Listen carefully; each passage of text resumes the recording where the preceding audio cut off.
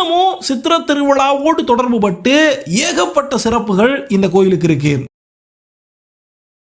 முதல்ல இந்த சாமியோட பேர்ல இருந்து ஆரம்பிப்போம். பேர் என்னது?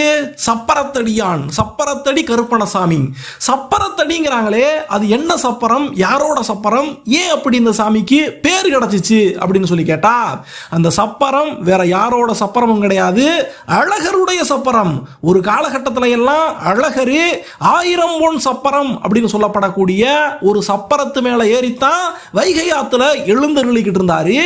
இன்னைக்கு தான் தங்க குதிரையில அவரு எழுந்தருளக்கூடிய ஒரு சூழ்நிலை உருவாகி போச்சு.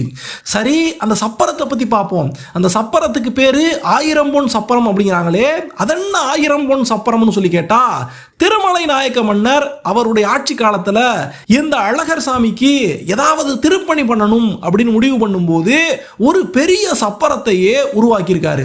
அந்த சப்பரத்தை உருவாக்கின ஆசாரிக்கு 1000 பொற்காசுகளை கொடுத்தாரா.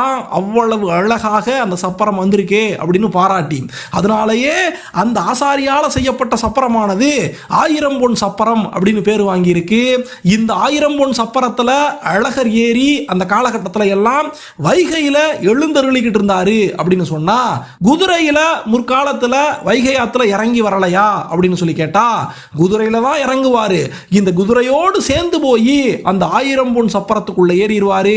1000 பொன் சப்பரத்தோடு சேர்ந்து பக்தர்கள் இந்த குதிரையையும் அழகரையும் வைகை ஆத்துல எழுந்தருள செய்யக்கூடிய வைபவம் தான் முற்காலத்தில் நடந்துகிட்டு இருக்கு.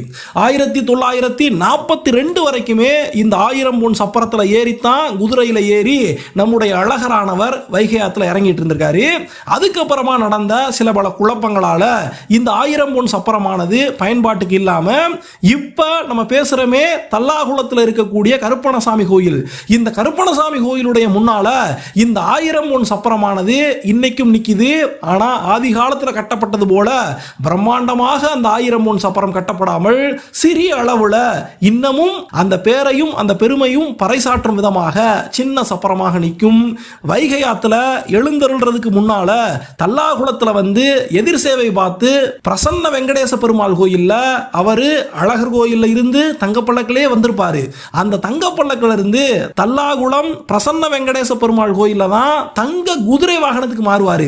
அப்படி தங்க குதிரை வாகனத்துல ஏறி அழகரு இந்த தல்லாகுளம் சப்பரத்தடியான் கோயில் வழியாகத்தான் போவாரு.